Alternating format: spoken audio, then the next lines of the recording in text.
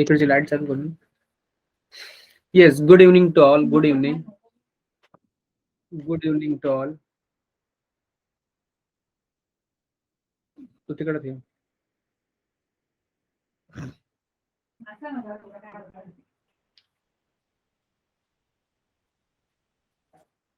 Good evening to all. Good evening to all. Good evening to all. We are going to start today's lecture. So, my dear students, in the previous lecture, we have started with the human excretory system. So, we have seen in the human excretory system, there are pair of kidneys, pair of ureters, single urinary bladder, and single urethra. So, kidney and ureter double है, बाकी bladder and urethra is a single. Understand, they are single. Okay, so this is done. So in last lecture we have done with ureter, urinary bladder and urethra. इन तीन चीजों के बारे में हम लोगों ने जाना था लास्ट लेक्चर में. Do you remember? Yes, sir. Yes, sir. Yes, sir. Yes, सबको रिप्लाई करना है. Do you remember? Yes, sir. Sir. Okay, Ayush, Sodhi, Abhishek, Aryan, Asmit, Diksha. Yes, sir. Yes, Yes, Deepak, sir. Gayatri, Manisha. Yes, sir. Good good good. तो last lecture में हम लोगों ने excretory system के बारे में जाना था एंड वी हैव सीन कि ह्यूमन एक्सक्रीटरी सिस्टम में पेयर ऑफ किडनीज होते हैं, पेयर ऑफ यूरेटर होते हैं, सिंगल ब्लैडर होता है एंड सिंगल यूरेथ्रा होता है. Right? Yes, sir. Yes, sir. Yes, sir. Yes. Okay, so today we'll see about the structure of kidney.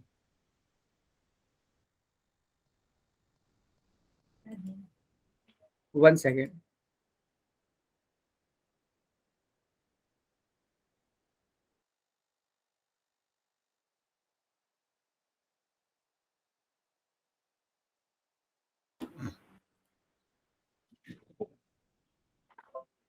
Yes, now let us see about the kidney.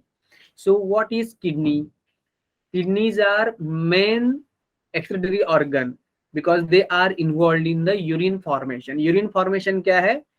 जो blood kidney की तरफ आता है उस blood को kidney filter करती है और ब्लड के अंदर जितने भी वेस्ट प्रोडक्ट है उनको एक्सट्रैक्ट करती है, किडनी रिमूव करती है, अलग करती है, ब्लड को फिल्ट्रेट करती है. So kidneys are main excretory organ of the excretory system. The color of the kidney is reddish brown that we have seen. Shape V shape है. Length, हाँ, इसका डायमेंशन क्या है? लेंथ जो होता है वो 10 to 12 सेंटीमीटर लॉन्ग, उसका विड्थ होता है 5 to 7 सेंटीमीटर एंड उसका जो मोटाई होता है वो थिकनेस है 2 to 3 centimetre.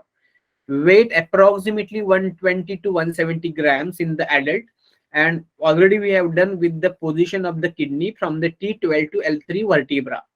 And they are not ventral, they are dorsal. They are close to the dorsal inner wall of abdominal cavity. Understand, on either side of vertebral column. Sir. So, yes,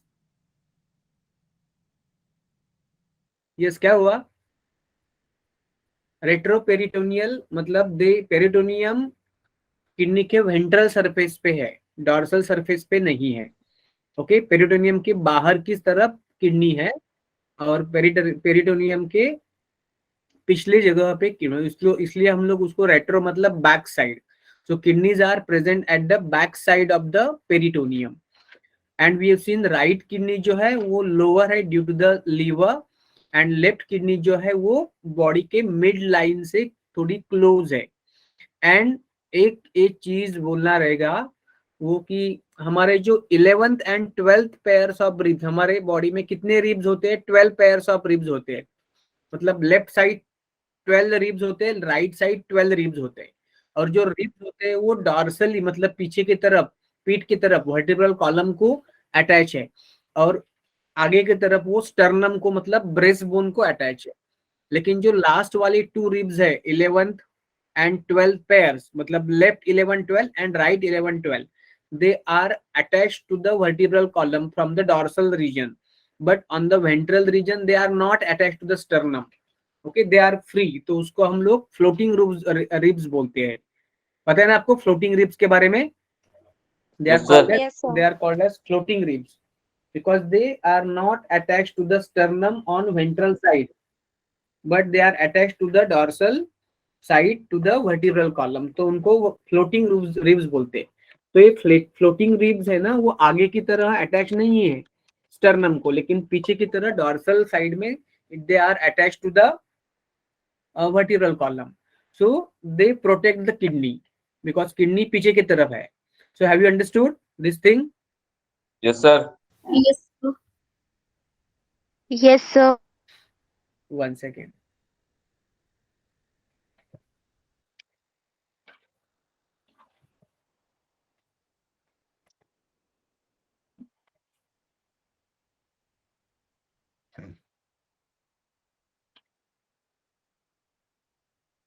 Ayush, Abhishek, Aryesh, Aryan, have you understood? कोई भी जवाब नहीं दे रहा इन बच्चों में से। अस्मित, दीक्षा, दीपक? Yes, sir. Yes, sir. Yes, sir. Good. Gayatri, Khushbu, is it clear? Yes, sir. Yes. Okay, they are called Yes, as sir. floating ribs, na? They are called as floating ribs. उनको floating ribs बोलते हैं, right? They are called as floating ribs. Okay, so this is about the in general aspects of kidney. Now next part. So this is the anatomy of kidney. Kidney का अगर LS निकाला, LS मतलब longitudinal section. Kidney का अगर LS निकाला, along the lane, उसका अगर section लिया तो क्या दिखता है? आप देख सकते हो, ये आपका एनसीईआरटी का डायग्राम है। Okay, Yes, sir. इसमें क्या दिखेगा? देखो, Yes, sir. किडनी के अंदर आपको क्या दिखेगा? ये जो पेरिफेरल रीजन लग रहा है ना सरफेस पे, मतलब ये वाला रीजन, ये वाला रीजन, ये वाला रीजन, ये सब कॉर्टेक्स है। This is cortex, this region is cortex. Okay, this is cortex. और जो आपको अंदर की तरफ दिख रहा है ना ट्रायंगुलर पिरामिड जैसा, ये एक पिरामिड है, ये एक पिरामिड है, ये एक पिरामिड से पिरामिड से, Medulla. हाँ, उसको बोलते हैं मेड्यूला। और मेड्यूला के अंदर रिनल पिरामिड होते हैं, बहुत सारे रिनल पिरामिड होते हैं। कॉर्टेक्स जो है वो कॉर्टेक्स सिर्फ पेरीफेरी पे नहीं है, देख सकते हो आप। ये जो मेड्यूला है ना, मेड्यूला का जो रिनल पिरामिड, या उसको बोलेंगे मेडुलरी पिरामिड भी बोलते हैं उसको, they are also called as medullary pyramid. Medullary pyramid, तो ये पिरामिड जो है वो मेड्यूला के अंदर है, लेकिन इन पिरामिड के बीच, इधर आप देख सकते हो, इन पिरामिड के बीच जो जगह आप देख रहे हो ना इधर, ये जगह पे, ओके, इधर आपको क्या दिख रहा है? इधर कॉर्टेक्स घुस गया है ना अंदर, Yes, sir. कॉर्टेक्स का पोर्शन अंदर की तरफ इन्वेजिनेट हुआ है। ओके, तो Yes, sir. इसको बोलेंगे कॉलम ऑफ बर्टिनी। क्या बोलते हैं उसको? Column of Bertini. These are the parts of cortex. Okay, this is the part of cortex, so इनको क्या बोलते हैं? Column of Bertini. Column of 20. Bertini, name of scientist Bertini. Okay, that is the part of cortex only. Okay, तो cortex है, medulla है, medulla के बीच बीच कॉलम ऑफ बर्टिनी है। ओके, इतना तो आपने देखा। अभी ये जो रीजन है ना, ये जो किडनी का, ये राइट वाली किडनी है, ये लेफ्ट वाली किडनी है, ये लेफ्ट वाली किडनी है, ये राइट वाली किडनी, आप देख सकते हो। ओके, तो ये जो Yes, किडनी sir. है, ये किडनी है, ये इस साइड की और ये इस साइड की। ओके, ये रही राइट किडनी, ये रही लेफ्ट किडनी। तो ये जो किडनी दिखाया है वो कौन सा है? किडनी, लेफ्ट किडनी है, right? Yes, sir. Yes, sir. Yes, sir. हाँ, ये लेफ्ट किडनी का है। ओके, तो ये इस किडनी के जो, ये देख रहे हो, एक साइड तो ये कॉन्वेक्स है, ये कॉन्वेक्स साइड है ना, कॉन्वेक्स। और जो अंदर की तरफ है यो कॉन्केव पार्ट है, कॉन्केव। तो कॉन्केव पार्ट जो है ना उसको हिलम बोलते हैं। क्या बोलते हैं इसको? हिलम, इलम। हिलम बोलते हैं। This part is called as hilum. और ये हिलम है ना, इसके इससे बाहर क्या निकलता है? यूरेटर बाहर निकलता है। आप देख सकते हो यूरेटर बाहर निकलता है और उसके अंदर रीनल आर्टरी घुसती है और रीनल वेन बाहर निकलती है। Okay, entry of renal artery, exit of renal vein, exit of ureter, and entry and exit of sensory neuron and motor, sorry, exit of sensory neuron and entry of motor neuron. You understanding? ये दिखाई Yes, sir. दे? Yes, sir. तो यहाँ से artery को enter बोलेंगे, when को exit बोलेंगे, when बाहर निकल रही है, आर्टरी अंदर घुस रही है ब्लड लेके, यूरेटर बाहर निकल रहा है तो एग्जिट। नर्व्स है वो एंटर भी करते हैं और एग्जिट करते हैं। सेंसरी नर्व एग्जिट करती है, मोटर नर्व एंटर करती है। Is it clear? Yes, sir. Yes, sir. Yes, sir. ये Yes, जो sir. रीनल पिरामिड आप देख रहे हो ना, हाँ ये डायग्राम इतना ही है, लेकिन इसके लिए डायरेक्ट मतलब ज्यादा एक्सप्लेनेशन मैं कर लूंगा अभी नेक्स्ट डायग्राम, नेक्स्ट इसमें। ये आप देख रहे हो अभी, ये राइट वाली किडनी है। Can you see this diagram? Yes, Yes, sir. Yes, sir. Yes, sir. Yes, sir. Good good. Okay, तो आपको ये डायग्राम दिख रही है अभी, ये अच्छी तरह से डायग्राम लेबल है। अभी टाइम बचाने के लिए ये ऐसे मतलब आपके पास मैंने आपके इन फ्रंट ऑफ यू मैंने ये डायग्राम्स रखे हैं, so you can save time and we can give more explanation. Okay, तो पहला मैं थोड़ा सा मतलब डायग्राम अगर ड्रॉ करने में थोड़ा ज्यादा टाइम जाता था, तो मैंने सोचा कि अगर हमारे पास रेडी है तो that will save our time and within small means less number of lecture we can cover more chapters and in more detail also. Yes. तो क्रिश, मनीषा, निशांत, प्रीति, आपको क्लियर हो रहा है ये concept? Yes, sir. Yes, sir. Manisha, Nishant, Rajni, Sir. Rijul, Sahil, Yes, sir. Sahil कम से कम type करो।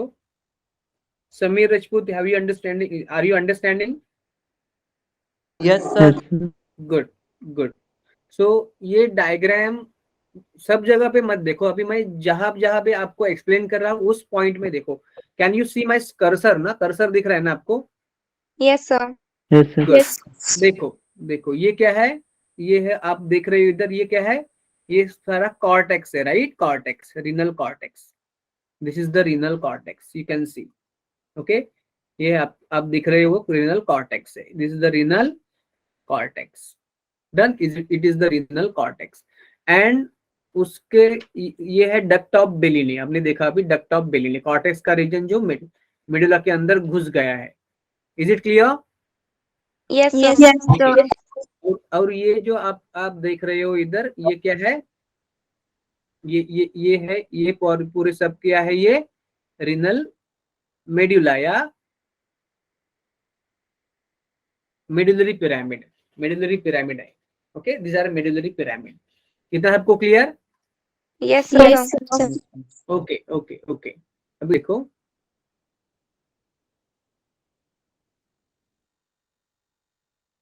यस, तो देखो इधर मेडुलरी पिरामिड लेबल किया है। रीनल कॉर्टेक्स आउटर, मिडल में या इनर में ये मेडुलरी या रीनल पिरामिड है। ये रीनल लिखा है, medullary oblique renal pyramid. Okay, ये दिखा है column of Bertini. Okay, column of renal, Yes, column sir. Of Bertini. Okay, तो इसमें आप देख सकते हो कि ये जो मैंने डैश डैश से आपको ये दिख रहा है ना आपको, ये ऐसे ये नेफ्रॉन होते हैं, नेफ्रॉन। अभी मैं नेक्स्ट डायग्राम में समझाऊंगा आपको ऐसा क्यों बना है। ये नेफ्रॉन मतलब यूरिनिपरस ट्यूब्यूल होते हैं। These are the structural and functional unit of kidney. हर किडनी के अंदर अप्रोक्सीमेटली 10 लाख या 1 मिलियन नेफ्रॉन होते हैं। तो दोनों किडनी में टोटल मिला के 2 मिलियन मतलब 20 लाख नेफ्रॉन होते हैं, अप्रोक्सीमेट नंबर है। ओके, सो हर किडनी के अंदर 10 लाख मतलब 1 मिलियन, और 2 किडनी है तो 20 लाख मतलब 2 मिलियन नेफ्रॉन हमारे किडनी के पास होते हैं, दोनों किडनी को मिला के। अभी ये आप देख रहे हो, ये जो स्पेस है ना, ये सब वाला, ये जो ये एरिया सब ऐसा, ओके, मतलब उसको बोलेंगे रीनल पेल्विस। किधर है, इधर देखो, रीनल पेल्विस, ये जो जगह ना, ये सब जगह उसको बोलेंगे renal pelvis. This portion is called as renal pelvis, label किया है रीनल पेल्विस। ओके, तो रीनल पेल्विस थोड़ा सा पिरामिड शेप है, ओके, या कॉनिकल शेप होता है। रीनल पेल्विस पिरामिड या कॉनिकल शेप होता है। तो आप ये देख सकते हो, देखो कि हर जो रीनल पिरामिड है ना, या मेडुलरी पिरामिड है ना, उसका ये बेस है ब्रॉड, और बेस जो है कॉर्टेक्स की तरफ है, और ये एपेक्स है नैरो, क्योंकि ये ट्रायंगुलर है, पिरामिड है तो ये ट्रायंगुलर है, तो इसका जो एपेक्स है वो रीनल पेल्विस की तरफ है, और बेस जो है ब्रॉड वो है कॉर्टेक्स की तरफ। अंडरस्टैंड? और Yes, sir. हर या एपेक्स जो है रीनल पिरामिड का, उस एपेक्स की तरफ इधर ऐसे एक स्ट्रक्चर होते हैं, कोनिकल स्ट्रक्चर आप देख सकते हो इधर। मतलब सपोज ये रीनल पिरामिड है, तो इसका ये एपेक्स है, तो उसके नीचे ऐसे एक स्ट्रक्चर है, उसको क्या बोलते हैं, उसको बोलते हैं माइनर कैलिक्स। क्या बोलेंगे उसको, माइनर कैलिक्स।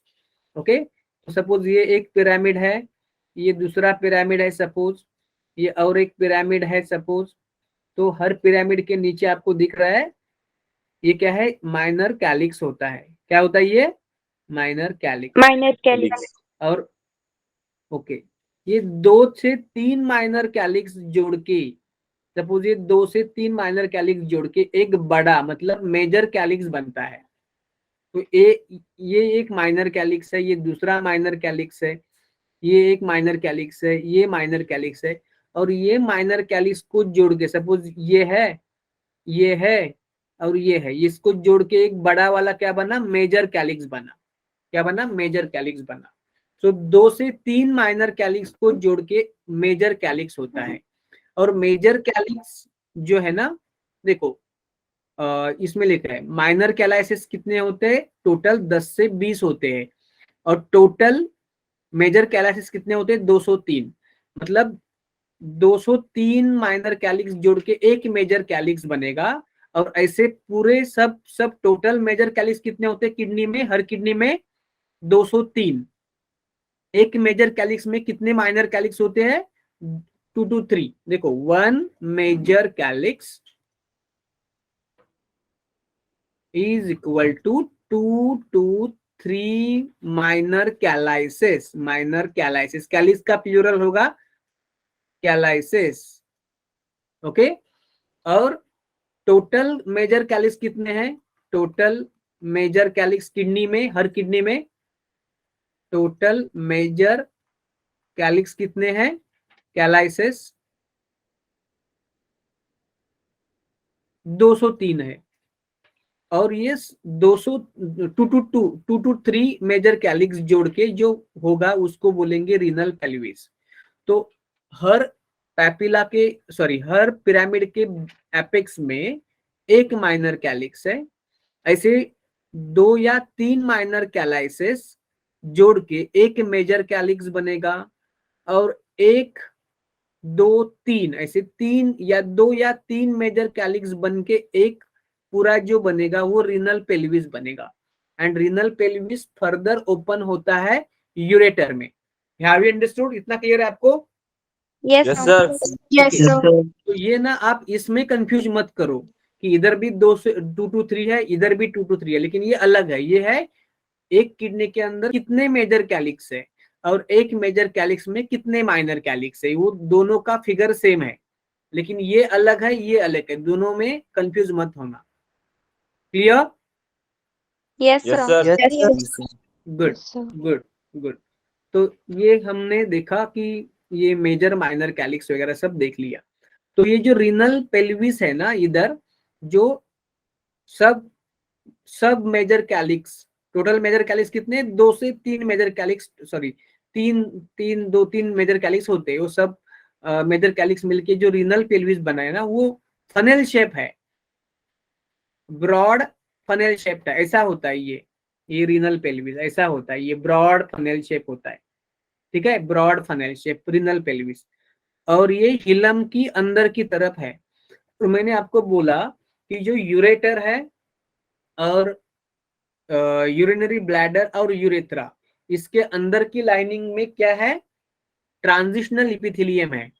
ओके, यूरेटर के इनर लाइनिंग में, ब्लैडर के इनर लाइनिंग में एंड यूरेथ्रा के इनर लाइनिंग में ट्रांजिशनल इपिथेलियम है, क्योंकि जब उसमें यूरिन आता है तो वो स्ट्रेच होना चाहिए, इसलिए स्ट्रेचेबल मतलब स्ट्रेचेबल इपिथेलियम है, मतलब ट्रांजिशनल इपिथेलियम है।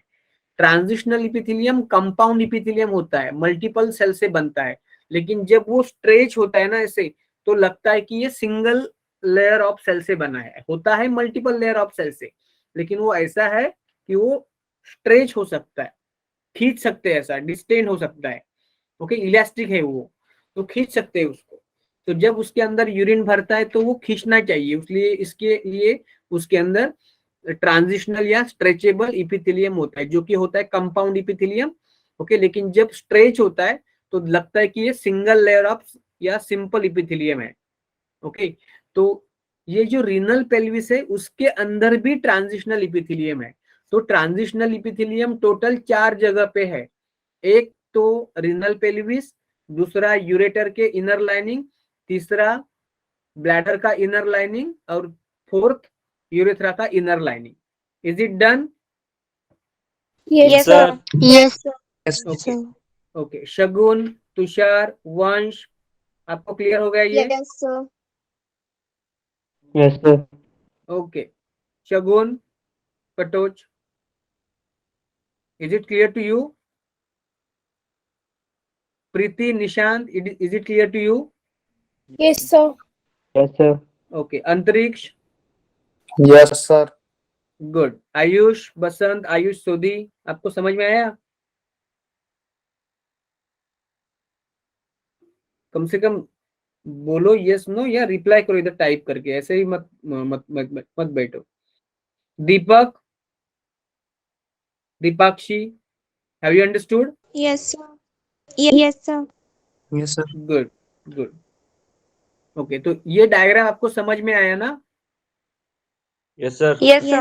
Yes, sir. Yes, Okay. sir. और एक बात, रीनल पैपिले, रीनल पैपिले का मतलब क्या होता है? वही जो मैंने आपको बोला कि ये जो रीनल पिरामिड है ना, मेडुलरी पिरामिड या रीनल पिरामिड, वो ट्रायंगुलर है, उसका जो बेस है वो ब्रॉड है। पिरामिड का बेस जमीन पे होता है और जो एपेक्स है वो ऊपर होता है आसमान की तरफ, लेकिन ये जो पिरामिड है ना, रीनल पिरामिड, वो इन्वर्टेड, उल्टा है, मतलब उसका बेस कॉर्टेक्स की तरफ है और एपेक्स जो है ना, एपेक्स उसका कोना, वो रीनल पेल्विस की तरफ है। तो ये जो एपेक्स है उसको ही रीनल पैपिला बोलेंगे। टिप और apex of the pyramid is called as renal papilla. Okay, renal papilla बोलेंगे उसको। तो एपेक्स को ये रीनल पैपिला बोलते हैं। कितना सबको क्लियर है? Yes, sir. Yes, sir. Yes, Yes, sir. sir. Okay, अभी देखेंगे कवरिंग्स ऑफ किडनी। एक्चुअली जो किडनी होती है ना, यहाँ मैंने देखा ये कॉर्टेक्स है, ये सपोज कॉर्टेक्स है उसका, और ये उसका पिरामिड है, सॉरी मेडुला है, इधर मेडुला है, राइट, इधर ऐसे मेडुला है।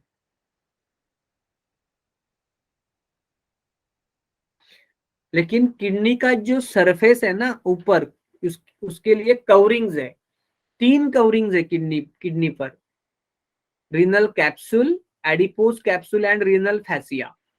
तो किडनी के सरफेस पे क्या है, रीनल कैप्सूल है, पहला तो होगा रीनल कैप्सूल, पहला क्या होगा, रीनल कैप्सूल होगा, this is the renal capsule. ये जो रीनल कैप्सूल है ना, ये व्हाइट फाइब्रस कनेक्टिव टिश्यू से बना है, व्हाइट फाइब्रस कनेक्टिव टिश्यू से बना है। और जैसे कि ये फाइबर्स है और कनेक्टिव टिश्यू है, तो इसका काम होगा स्ट्रेंथ, मतलब किडनी का बाहर से सॉरी किडनी को प्रोटेक्ट करना है। ये क्या करना है, इसको क्या करना है, किडनी का प्रोटेक्ट करना है। और ये इनर मोस्ट लेयर है, मतलब सब किडनी किडनी के सरफेस पे इमीडिएटली है, वो जस्ट आउटसाइड द किडनी। इस रीनल कैप्सूल की बाहर भी एक लेयर है, दूसरा कवरिंग है किडनी का, ठीक है। उस दूसरे कवरिंग को क्या सर बोलेंगे? Second covering is called as adipose capsule.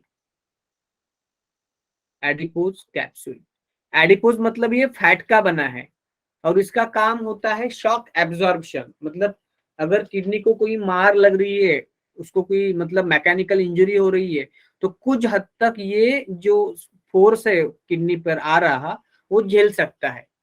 Okay, और वो मिडल लेयर है।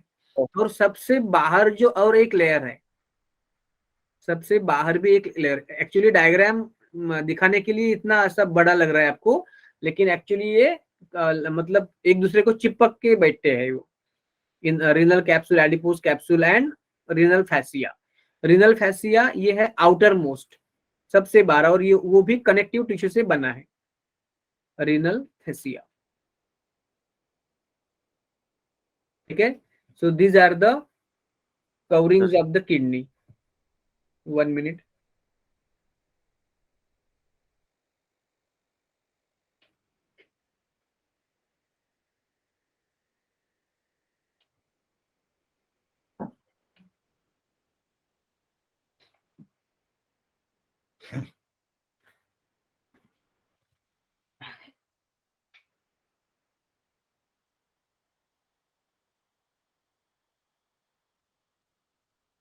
Yes.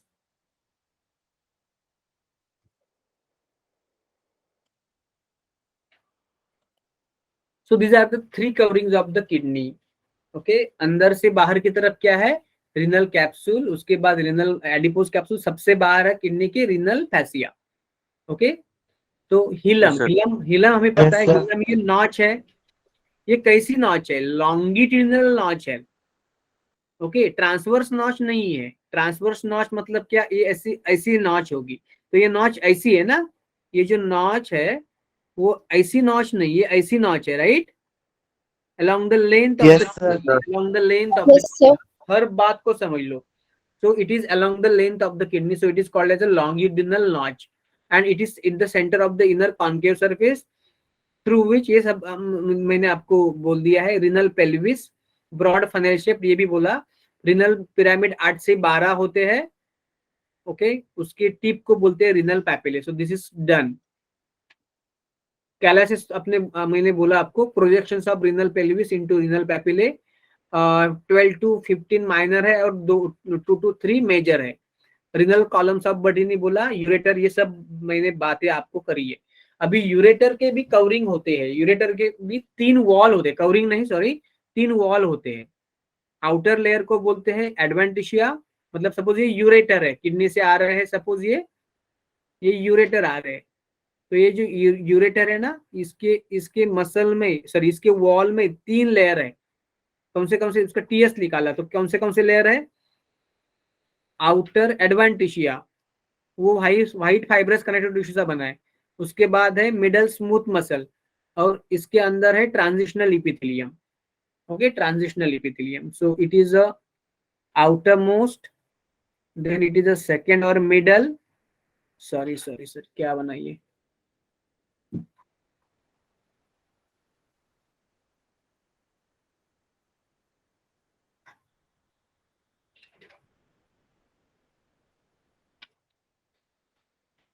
ये आउटर है, उसके बाद ये मिडल है, और ये है वो इनर है। Is it done? Yes, sir. Yes, sir. Yes, sir. Yes, sir. TS of ureter. Yes, sir. Good. तो ये हम लोगों ने बात की थी पहले ही, लेकिन ये 3 लेयर नहीं बनाया बताए थे। तो दिस ब्लैडर के बारे में मैंने बोल दिया है। ये भी मिक्चुरेशन, यूरिन का पैसेज कैसे होगा, सॉरी मिक्चुरेशन कैसे होगा, ये भी कल मैंने आपको समझाया है। दैट इज नॉट, मतलब जब यूरिनेशन करना है तो ब्लैडर का मसल कॉन्ट्रैक्ट होना चाहिए और स्पिंक्टर का मसल रिलैक्स होना चाहिए, ये मैंने आपको कल बोला है। यूरेथ्रा, ये भी बोला है मैंने आपको, इतना क्लियर है। अभी आपको इतना सब क्लियर है तो आप थम्स अप कर सकते हो कमेंट में। Yes, come on fast.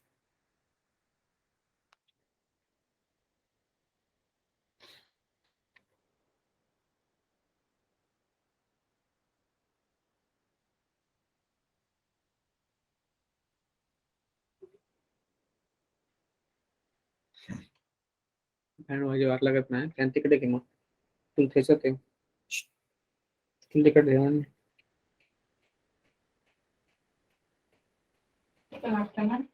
लागतेला जोरात आवाज बघ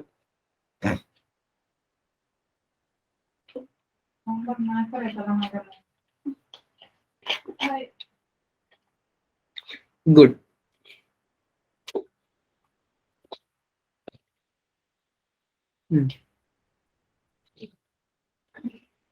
yes so now we'll see the structure of nephron मैंने बोला कि in each kidney there are 10 lakh nephrons or uriniferous tubule. These are the structural and functional unit of kidney because they are involved in the urine formation.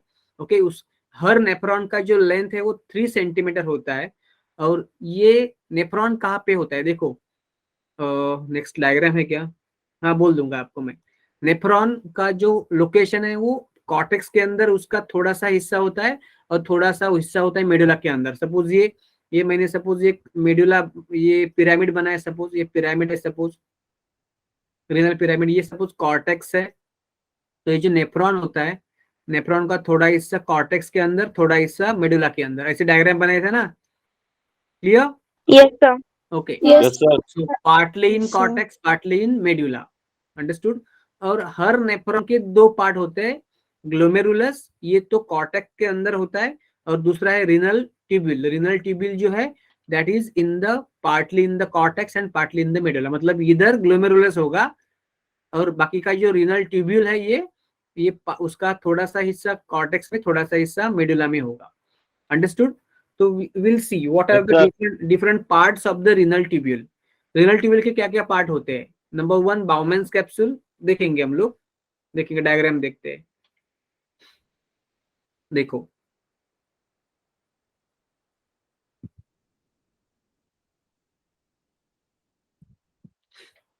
ये diagram देखो थोड़ा can you see this diagram of nephron Yes, sir.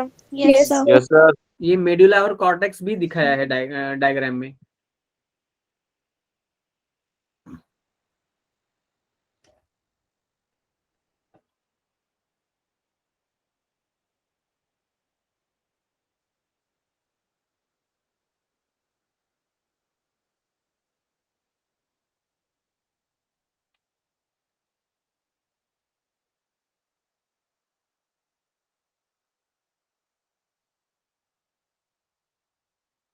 Diagram देखो आप अपने हिसाब से देखो मैं समझाऊंगा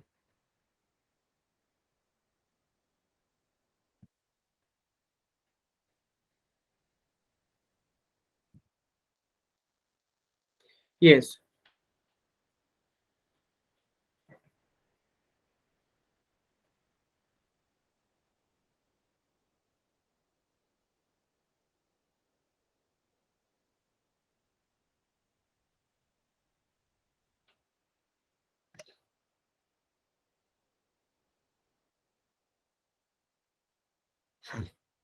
देखो सो इधर आप क्या देख रहे हो देखो ये जो हिस्सा है वो कॉर्टेक्स का हिस्सा है this part is cortex this is the cortex part ये कॉर्टेक्स का हिस्सा है और ये देख रहे हैं आप ये मेडुला का हिस्सा है मेडुला का और ये कॉर्टेक्स का ओके तो नेफ्रॉन में क्या क्या पार्ट होते हैं हम लोग देखेंगे ये देखो ये आप देख सकते हो ये कॉर्टेक्स लिखा है इधर ये पहला पार्ट है ये देखो ये आप देख सकते हो रीनल ट्यूब्यूल में ये जो ऐसा है ना ये ऐसा शेप मैं आपको बना के देखूंगा डायग्राम तो you can understand very well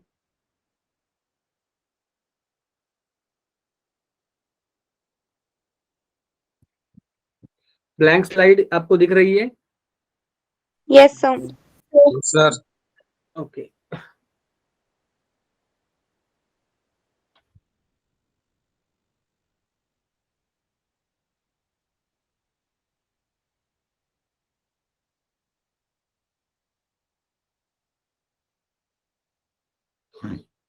yes तो क्या है ये सपोज कॉर्टेक्स ये सपोज मेडुला है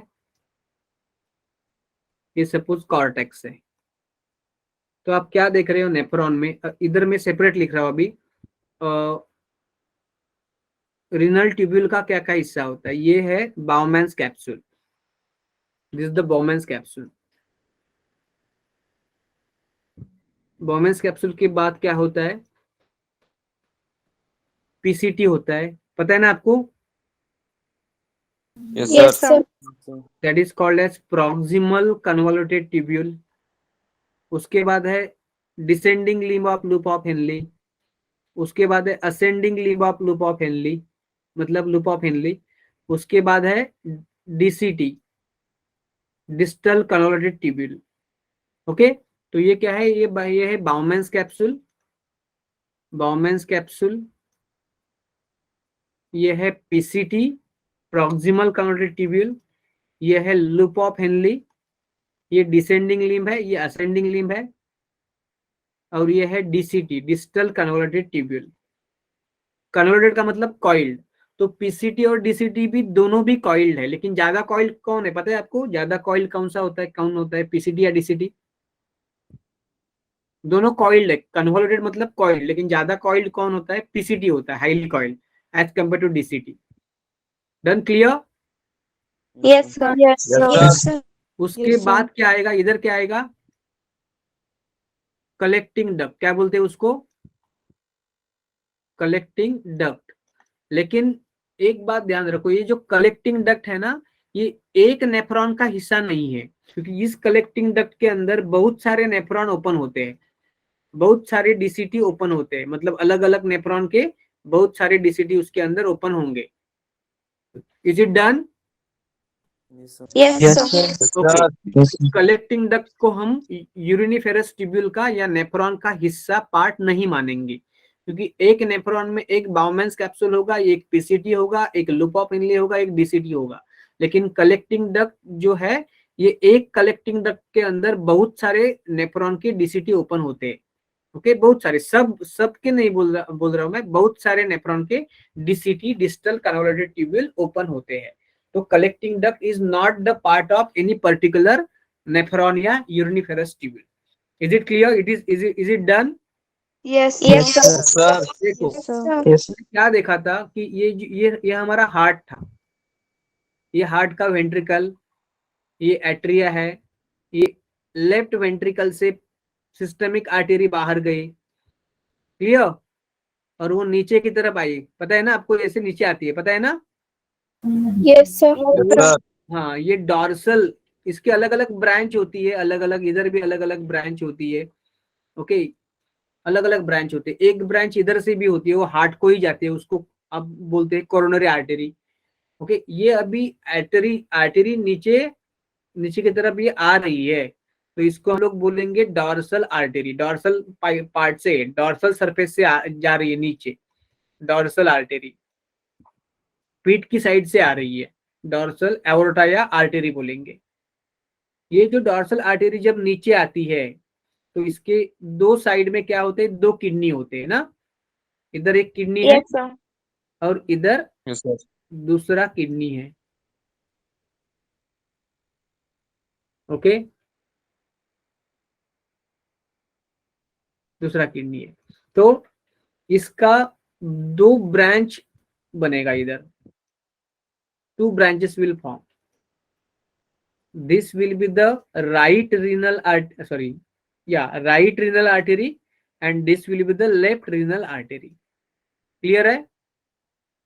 Yes, sir. Yes, sir. Yes, sir. जब ये आर्टरी किडनी Yes, के sir. अंदर, किडनी के अंदर घुसेगी, तो हमें पता है artery when enter into the kidney it break into arteriole, ये आर्टेरियोल में ब्रेक होंगी, राइट? तो Yes, sir. जितने ये है नेफ्रॉन है, एक किडनी के अंदर कितने नेफ्रॉन होते हैं, 10 लाख नेफ्रॉन होते हैं अप्रोक्सीमेटली। तो एक किडनी के अंदर जब ये राइट वाली या लेफ्ट वाली रीनल आर्टरी घुसती है, तो उसके उतने आर्टेरियोल बनते हैं, कितने आर्टेरियोल बनते हैं, जितने नेफ्रॉन होते हैं, मतलब अगर 10 लाख नेफ्रॉन है तो 10 लाख ब्रांचेस बनेंगी इसकी, कितनी, ऐसे कितनी बनेगी, जितने नेफ्रॉन है उतनी ब्रांचेस बनेंगी। ओके, और इस ब्रांच को हम लोग बोलेंगे आर्टेरियोल। आर्टरी के ब्रांच को क्या बोलेंगे? आर्टेरियोल बोलेंगे। तो सपोज ये एक आर्टेरियोल है, ये आर्टेरियोल बाउमेंस कैप्सूल के अंदर आ रहा है। बाउमेंस कैप्सूल एक हॉर्स शू शेप स्ट्रक्चर है, कप शेप स्ट्रक्चर है। तो उसके कप वाले रीजन के अंदर, बाउमेंस कैप्सूल के कप वाले रीजन के अंदर ये आर्टेरियोल आ जाएंगे। That is the branch of, that is the one of the branch of, that is the one of the branch of renal artery. तो ये आर्टेरियोल है। आर्टेरियोल जब आएगी तो ये इसका कैपिलरी में ब्रेक होगी, कैपिलरी फॉर्म करेगी। क्या फॉर्म करेगी? इधर ये कैपिलरी। इसी कैपिलरी के नेटवर्क को हम लोग क्या बोलते हैं? ग्लोमेरुलस बोलते हैं। क्या बोलते हैं? ग्लोमेरुलस। ग्लोमेरुलस। तो एनसीईआरटी ने क्या बोला है? It is a tuft of blood capillary. Tuft का मतलब गुच्छा, गुच्छा होता है, tuft of capillary. So that is called as glomerulus.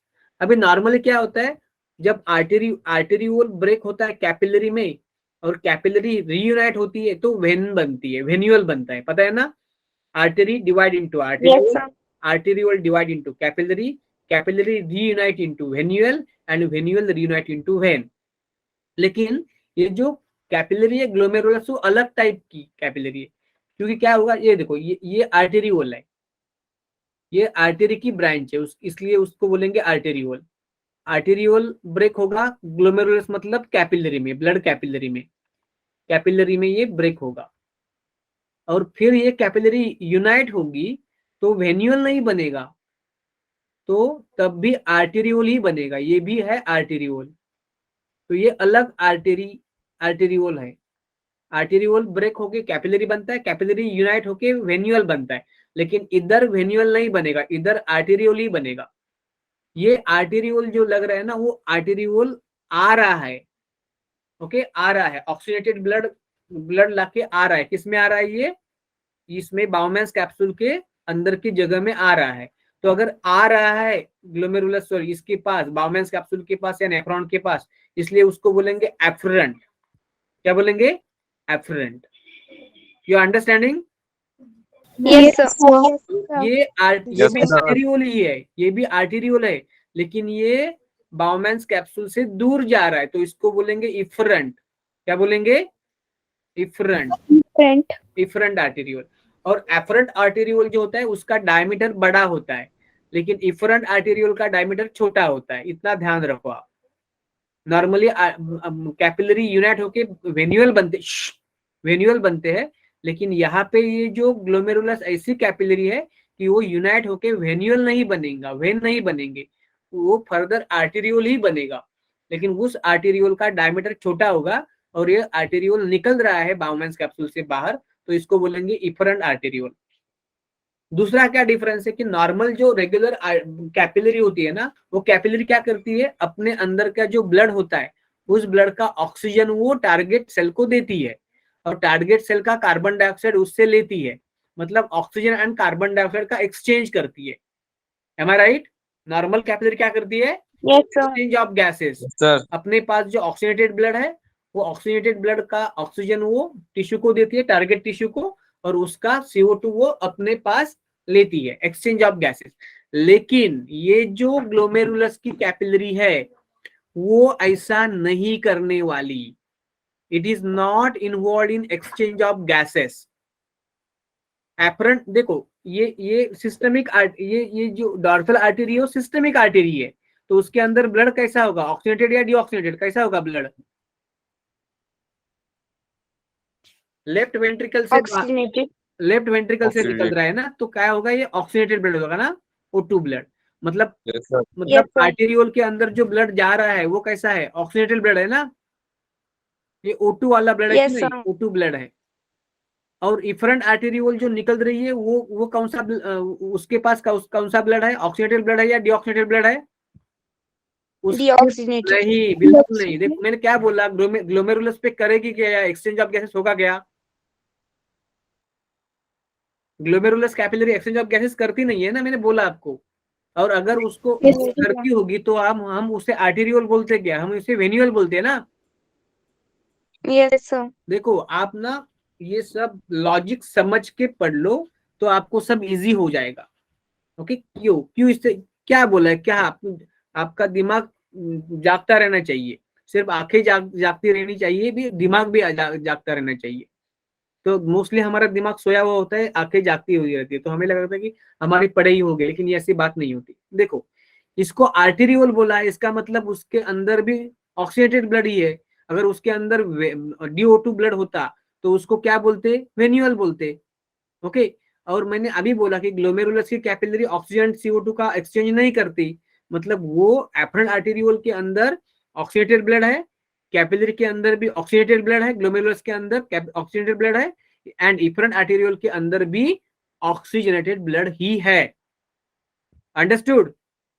Yes, sir. Yes, sir. Okay, तो Yes, इसका sir. मतलब है sir. ये जो ब्लड आ रहा है किडनी के अंदर, वो अपना ऑक्सीजन, मतलब अभी अभी टाइम है, लेकिन अभी ग्लोमेरुलस के अंदर जो कैपिलरी है वो अपना ऑक्सीजन नहीं दे रही है, वो CO2 नहीं ले रही है, there is no exchange of gases.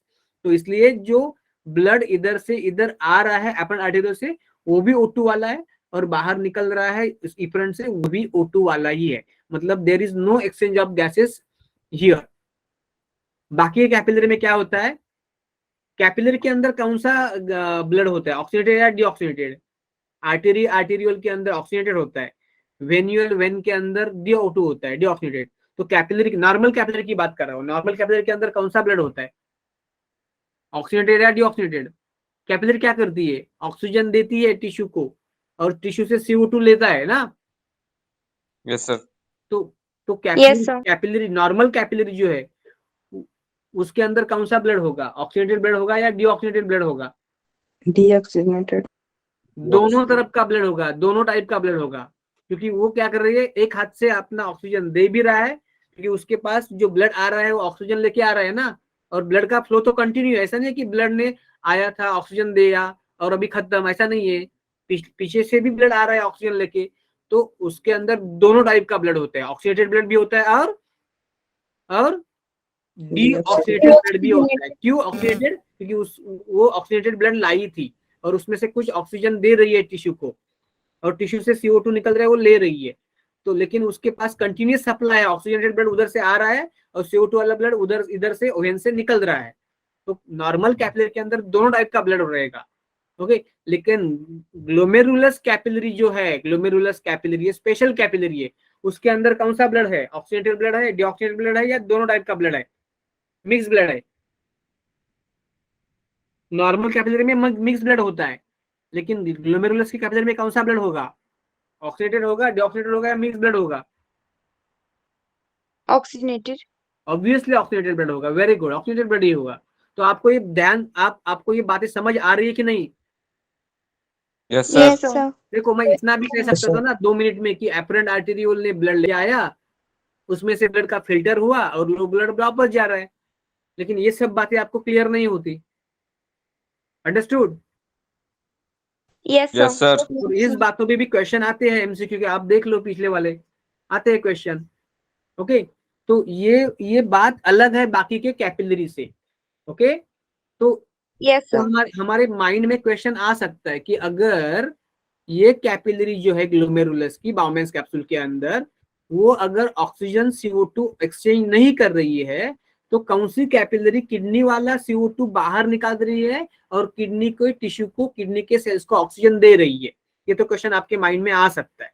तो इसका क्या होता है, जो इफरेंट आर्टेरियोल आगे निकलती है ना, आगे जाती है ऐसे इफरेंट आर्टेरियोल, तो इफरेंट आर्टेरियोल फिर डिवाइड होती है सेकेंड टाइप ऑफ कैपिलरी में, इधर डिवाइड होगी। ओके, कैपिलरी में, और ये कैपिलरी जो है वो सब कैपिलरी ये PCT के, DCT के और लूप ऑफ हेनली के अराउंड घूमेंगे capillary. Understood? Yes, sir. Yes, sir. Okay, Yes, sir. Yes, sir. और फिर वो कैपिलरी रीयूनाइट Yes, sir. होगी, फिर ये रीयूनाइट होगी और उसका वेन्यूअल बनेगा। क्या बनेगा उसका? वेन्यूअल बनेगा। इसको बोलेंगे आप रीनल वेन्यूअल। ये एफरेंट आर्टेरियोल रीनल आर्टेरियोल है, इफरेंट आर्टेरियोल भी रीनल आर्टेरियोल है। अभी ये फर्स्ट टाइप ऑफ कैपिलरी है ग्लोमेरुलस की, जो एक्चुअली CO2 O2 एक्सचेंज नहीं करती। तो इसका काम क्या होता है, इसका ही काम होता है ब्लड का फिल्ट्रेशन। ब्लड का फिल्ट्रेशन का मतलब क्या होता है, ब्लड के अंदर जो यूरिया है, अमोनिया है, यूरिक एसिड है, मैक्सिमम यूरिया होता है, थोड़ा सा अमोनिया भी होता है, चाहे हम लोग या ह्यूमन यूरियोटेलिक हो, लेकिन उसके बॉडी में थोड़ा अमोनिया तो होगा, थोड़ा सा यूरिक एसिड भी हो सकता है, तो यूरिया होगा, लेकिन अमोनिया थोड़ा सा भी हो सकता है, और अदर भी कुछ वेस्ट हो सकते हैं। ओके, उसके बाद उसके बारे में हम लोग बाद में बात करेंगे यूरिन फॉर्मेशन में। तो ब्लड के अंदर जो जो चीजें हैं लेकिन वो ब्लड को नहीं चाहिए, एक्स्ट्रा वाटर है, कुछ ड्रग्स है वो डाइजेस्ट किए थे हमारे बॉडी ने, और कुछ कंपाउंड्स है जो अभी वेस्ट है, यूरिया है, थोड़ा सा अमोनिया है, वो सब छाना जाता है, इधर फिल्टर होता है।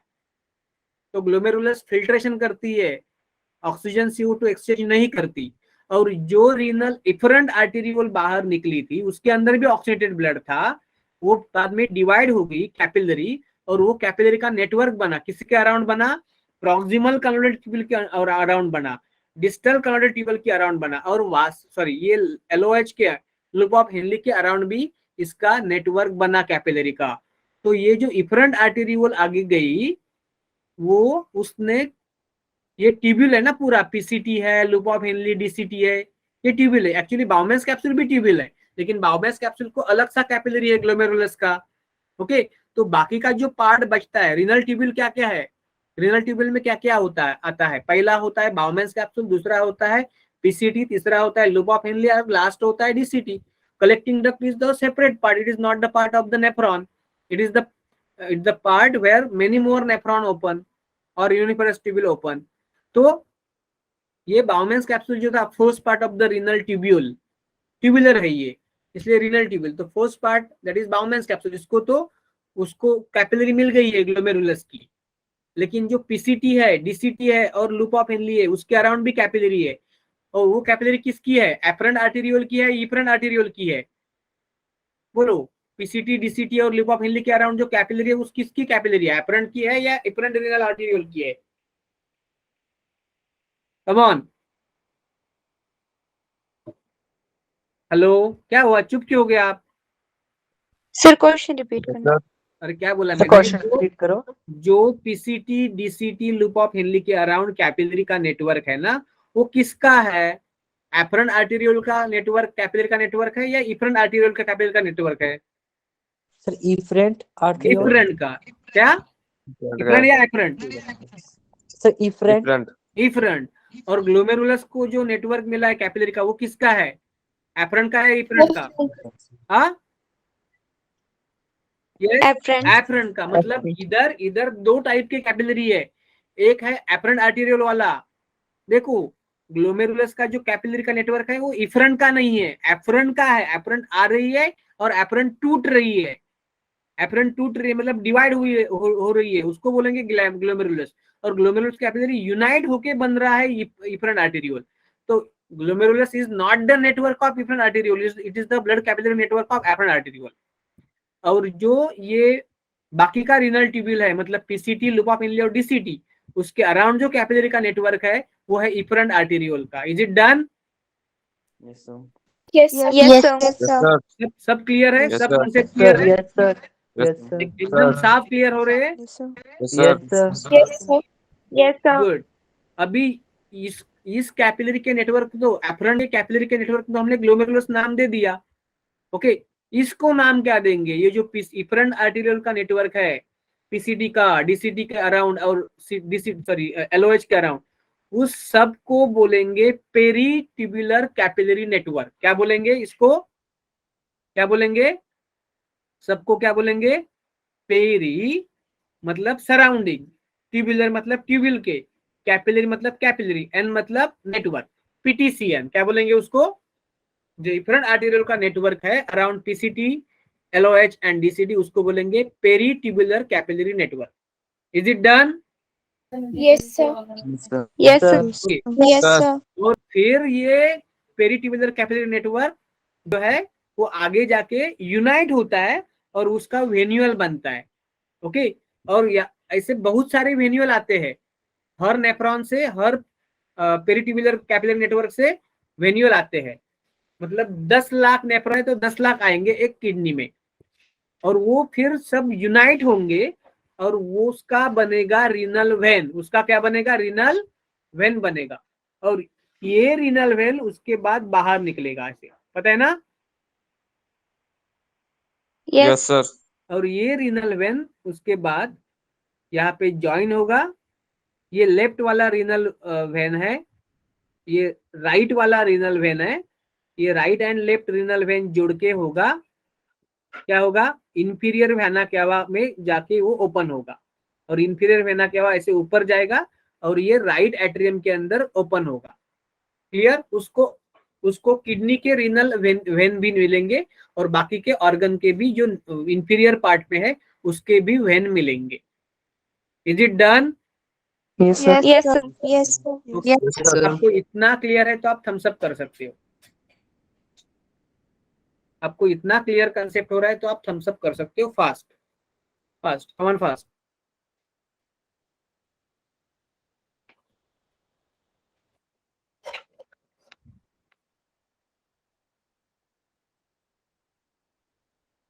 Yes, come on.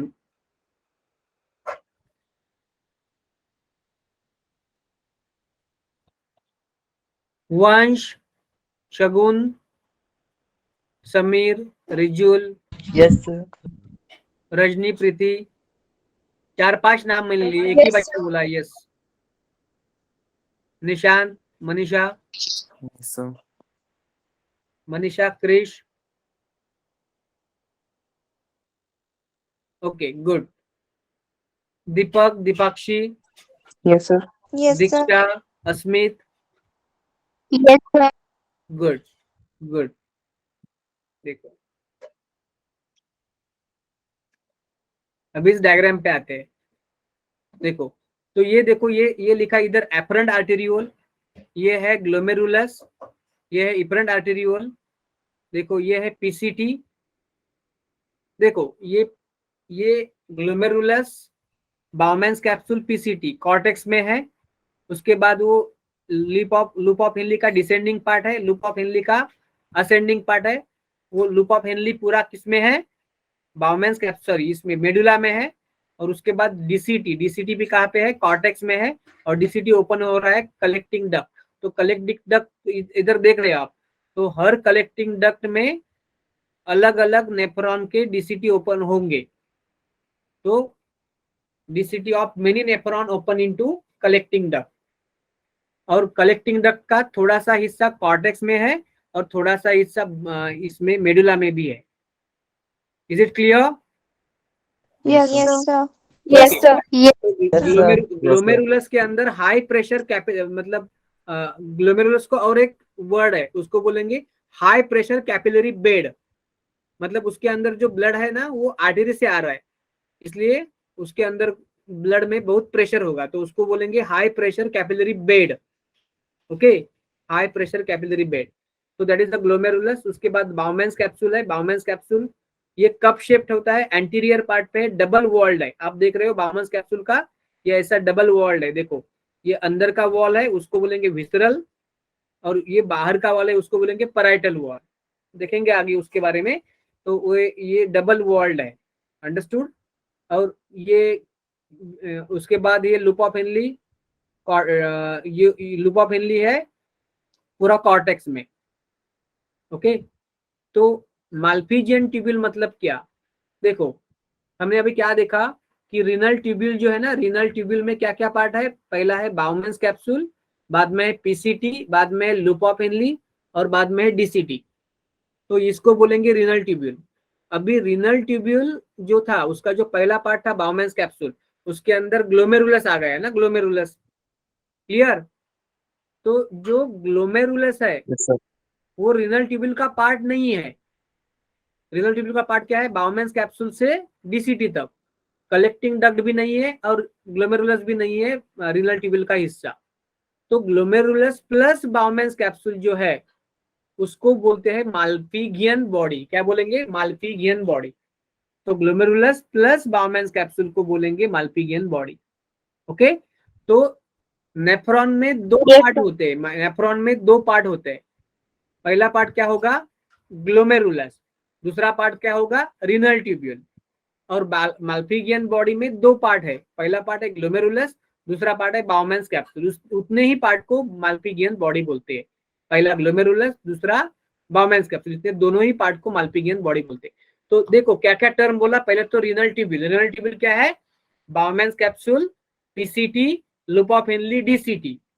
ओके, उसमें क्या नहीं आएगा? उसमें ग्लोमेरुलस नहीं आएगा, उसमें कलेक्टिंग डक्ट नहीं आएगा रीनल ट्यूब्यूल में। उसके बाद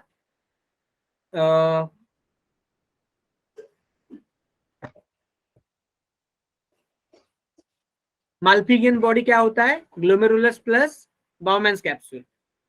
okay, glomerulus plus Bowman's capsule. देखो ये कलेक्टिंग डक्ट जो था ना, ये कलेक्टिंग डक्ट, ये रीनल पैपिला या मेडुलरी पैपिला जो एपेक्स है रीनल पिरामिड का, उसके अंदर जा रहा है। ओके, तो क्या होता है एक्चुअली कि इधर ना बहुत सारे डक्ट होते हैं, तो उस डक्ट में जितने भी एक रीनल पिरामिड के अंदर जितने भी कलेक्टिंग डक्ट है, उस सब कलेक्टिंग डक्ट एक जगह पे ओपन होते हैं। उस कॉमन डक्ट को बोलते हैं duct of Bellini. Duct of Bellini क्या है कि उसके अंदर many collecting ducts join and open. एक मेडुला के अंदर जितने भी कलेक्टिंग डक्ट है, ओके, वो सब एक डक्ट में ज्वाइन होंगे, उस डक्ट को बोलेंगे डक्ट ऑफ बेलिनी। अंडरस्टूड? और ये डक्ट ऑफ बेलिनी वापस रीनल पैपिला से माइनर कैलिक्स में खुलता है। You understanding? Yes, sir. Yes, sir. Yes, sir. Yes, sir. Good. Yes, sir. तो हमने अभी तक स्ट्रक्चर ऑफ नेफ्रॉन के बारे में बात की। ओके, पेरिट्यूबुलर नेटवर्क के बारे में बात की। ठीक है, ठीक है। तो दो टाइप के नेफ्रॉन होते हैं, 1 मिनट में खत्म कर रहा हूं मैं। दो टाइप के नेफ्रॉन होते हैं। एक नेफ्रॉन जो होते हैं उसको बोलते हैं कॉर्टिकल नेफ्रॉन, दूसरे नेफ्रॉन को बोलते हैं जक्स्टा मेडुलरी नेफ्रॉन। क्या मतलब है कि देखो, कॉर्टिकल नेफ्रॉन मतलब क्या? दोनों नेफ्रॉन का जो ये रहेगा, मतलब ग्लोमेरुलस रहेगा, बाउमेंस कैप्सूल रहेगा, पीसीटी रहेगा, डीसीटी रहेगा। ओके, वो तो कॉर्टेक्स में ही रहता है दोनों नेफ्रॉन का। लेकिन जो कॉर्टिकल नेफ्रॉन है ना, उसका लूप ऑफ हेनली छोटा होता है, और वो जब just it is partly deep into the medulla, थोड़ा सा ही मेडुला के अंदर है। क्लियर? और जो जक्स्टा मेडुलरी नेफ्रॉन है ना, उसका ये जो बाउमेंस कैप्सूल, ग्लोमेरुलस मतलब माल्पिगियन बॉडी, पीसीटी एंड डीसीटी, ये सब कॉर्टेक्स में ही है। लेकिन कॉर्टेक्स में होने के बावजूद भी वो मेडुला के नजदीक पे है, क्लोज है। देखो ये देख रहे हैं ना, ये इधर है, मेडुला से मतलब दूर है ये सब, बाउमेंस कैप्सूल, पीसीटी, डीसीटी वगैरह। लेकिन यहाँ पे Bowman's capsule, glomerulus, PCT, DCT ये सब क्लोज टू द मेडुला है। और दूसरी बात, इसका जो लूप ऑफ हेनली है वो भी अंदर है मेडुला के अंदर। कॉर्टिकल नेफ्रॉन का भी लूप ऑफ हेनली मेडुला के अंदर है, लेकिन इसका जो है जक्स्टा मेडुलरी नेफ्रॉन का लूप ऑफ हेनली वो बहुत ही लंबा होता है। It is too long, very deep inside the medulla. और इसका जो है कॉर्टिकल नेफ्रॉन का, उसका मेडुला सिर्फ छोटा सा ही अंदर होता है, थोड़ा सा ही, क्योंकि वो बिल्कुल छोटा होता है। तो उसको बोलेंगे कॉर्टिकल नेफ्रॉन, दूसरे को बोलेंगे juxta medullary nephron. Understood? Yes, sir. Yes, okay, Yes, sir. Total nephron देखो, हर किडनी में कितने नेफ्रॉन है? 10 लाख या 1 मिलियन है। तो उसमें से 80% जो है, ओके 80% मतलब 0.8 मिलियन जो है, ओके 80,000, सॉरी क्या बोलेंगे, 10 लाख का 80%, तो वो होते हैं कॉर्टिकल नेफ्रॉन। और 20% जो है 10 लाख के, वो होते हैं juxta medullary nephron. Is it done? Yes, sir. yes, sir. Sir. Yes, sir. हमने क्या क्या बात की अभी? ये पेरिट्यूबुलर कैपिलरी नेटवर्क की भी बात की हमने। तो ये तो दोनों नेफ्रॉन में होते हैं, कॉर्टिकल नेफ्रॉन हो, जक्स्टामेडुलर नेफ्रॉन हो, उसमें ग्लोमेरुलस भी होता है और उसमें पेरिट्यूबुलर कैपिलरी नेटवर्क भी होता है। लेकिन जो लूप ऑफ हेनली बहुत ही लॉन्ग है, किसका लॉन्ग है? जक्स्टामेडुलर नेफ्रॉन का लूप ऑफ हेनली बहुत लॉन्ग है, तो उसके अराउंड पेरिट्यूबुलर नेटवर्क तो बनता ही है, पीसीटी लूप ऑफ हेनली के अराउंड। और उसके अराउंड एक और एक्स्ट्रा ये बनता है, ब्लड कैपिलरी का नेटवर्क बनता है around the PC loop of Henle, और इसको बोलते हैं वेसा रेक्टा। इसको क्या बोलते हैं? वेसा रेक्टा बोलते हैं। ओके, देखो देखो ये देखो, आप देख सकते हो, ये जो पेरिट्यूबुलर कैपिलरी नेटवर्क जो है ना, ये ऐसा दिख रहा है, ये ऐसा ऐसा ऐसा ऐसा ऐसा दिख रहे हैं ना, ऐसा ये पेरिट्यूबुलर कैपिलरी नेटवर्क है। ये किसके अराउंड है? पीसीडी के अराउंड है, डीसीडी के अराउंड है, लूप ऑफ हेनली के भी अराउंड है, और ये दोनों में है। किसमें है? ग्लोमेरुलर सॉरी कॉर्टिकल नेफ्रॉन में भी है और इसमें भी है। लेकिन ये ग्लोमेरुलर नेफ्रॉन सॉरी ये जो दूसरा वाला नेफ्रॉन है जक्स्टा ग्लोमेरुलर नेफ्रॉन, उसके पास क्या है? और एक एक्स्ट्रा वासा रेक्टा है। और वासा रेक्टा क्या है? It is the branch of peritubular capillary network and it run parallel to the loop of Henle, और ये हेयरपिन शेप्ड है। देखो ये लूप ऑफ हेनली भी हेयरपिन शेप ही है, और ये वासा रेक्टा है जो है ना, ये भी हेयरपिन शेप है।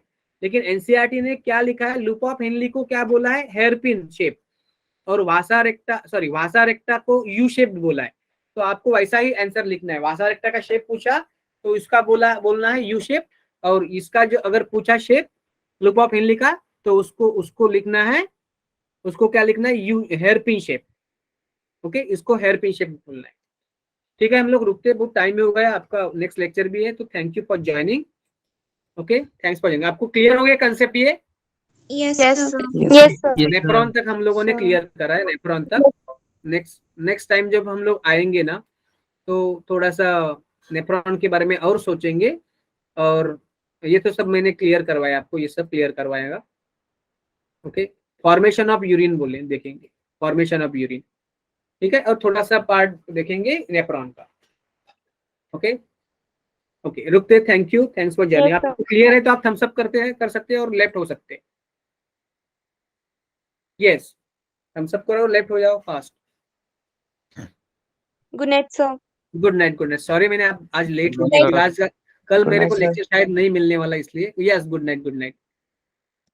कल से लेक्चर नहीं है, मैं कंफर्म नहीं बोल सकता, तो इसलिए मैंने थोड़ा पॉइंट कंप्लीट किया। सॉरी, आपको ब्रेक मिलना चाहिए तो नहीं मिला ये आज। Yes, thank you, bye, good night.